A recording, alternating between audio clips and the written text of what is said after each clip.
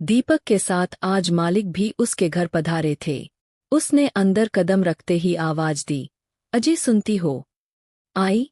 अंदर से उसकी पत्नी सुलेखा ने आवाज दी।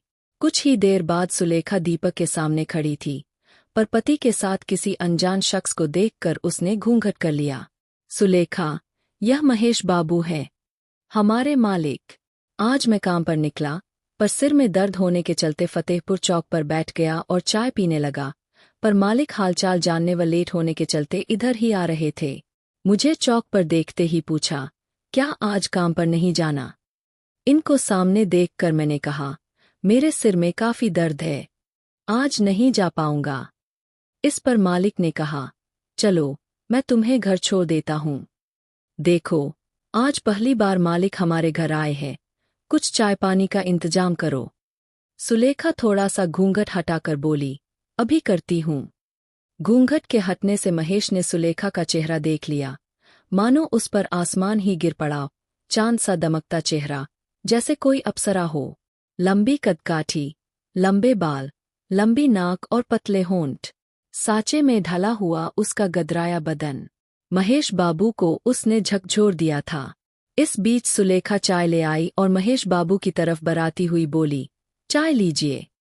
महेश बाबू ने चाय का कप पकड़ तो लिया, पर उनकी निगाहें सुलेखा के चेहरे से हट नहीं रही थीं। सुलेखा दीपक को भी चाय देकर अंदर चली गई। दीपक, तुम्हारी बीवी पढ़ी लिखी कितनी है? महेश बाबू ने पूछा। 10वीं पास तो उसने अपने मायके में ही कर ली थी, लेकिन यहाँ मैंने 12वीं तक पढ़ाया है, दीपक ने खुश होते हुए कहा। दीपक, पंचायत का चुनाव नजदीक आ रहा है। सरकार ने तो हम लोगों के पर ही कुतर दिए हैं। औरतों को रिजर्वेशन देकर हम ऊंची जाति वालों को चुनाव से दूर कर दिया है। अगर तुम मेरी बात मानो, तो अपनी पत्नी को उम्मीदवार बना दो। मेरे ख्याल से तो इस दलित गांव में तुम्हारी बीवी ही इंटर पास होगी।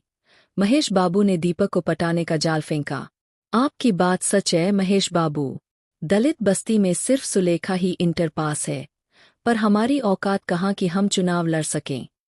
अरे, इसकी चिंता तुम क्यों करते हो? मैं सारा खर्च उठाऊंगा, पर मेरी एक शर्त है कि तुम दोनों को हमेशा मेरी बातों पर चलना होगा। महेश बाबू ने जाल बुनना शुरू किया। हम आपसे बाहर ही कब थे महेश बाबू? हम आपके नौकर चाकर हैं। आप जैसा चाहेंगे वैसा ही हम करेंगे, दीपक ने कहा।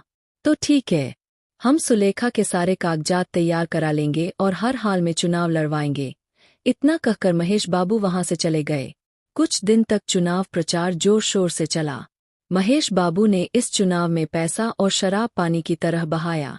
इस तरह सुलेखा चुनाव जीतने में कामयाब हो गई। सुलेखा व दीपक महेश बाबू की कठपुतली बनकर हर दिन उनके यहाँ दरबारी करते। खासकर सुलेखा तो कोई भी काम उनसे पूछे बिना नहीं करती थी। एक दिन एकांत पाकर महेश बाबू ने घर में सुलेखा के कंधे पर हाथ रखते हुए कहा, सुलेखा, एक बात कहूं? कहिए मालिक। सुलेखा महेश बाबू के हाथ को कंधे से हटाए बिना बोली, जब मैंने तुम्हें पहली बार देखा था, उसी दिन मेरे दिल में तुम्हारे लिए प्यार जाग गया था। तुमको पाने के लिए ही तो मैंने तुम्हें इस मंजिल तक पहुंचाया है। आखिर उस अनपढ़ दीपक के हाथों की कठपुतली बनने से बेहतर है कि तुम उसे छोड़कर मेरी बन जाओ, मेरी जमीन जायदाद की मालकिन। महेश बाबू, मैं कैसे यकीन कर लूं कि आप मुझसे सच्चा प्यार करते हैं? सुलेखा नैनों के बाण उन पर चलाते हुए बोली, कल तुम मेरे साथ चलो। यह हवेली मैं तुम्हारे नाम कर दूंगा। 5 बीघा खेत व 5 लाख रुपए नकद तुम्हारे खाते में जमा कर दूंगा। बोलो, इससे ज्यादा भरोसा तुम्हें और क्या चाहिए? बस महेश बाबू, अगर आप इतना कर सकते हैं, तो मैं हमेशा के लिए दीपक को छोड़कर आपकी हो जाऊंगी। सुलेखा फीकी मुस्कान के साथ बोली, तो ठीक है। महेश ने उसे चूमते हुए कहा, कल सवेरे तुम तैयार रहना। दूसरे दिन सुलेखा तैयार होकर आई। महेश बाबू के साथ सारा दिन बिताया।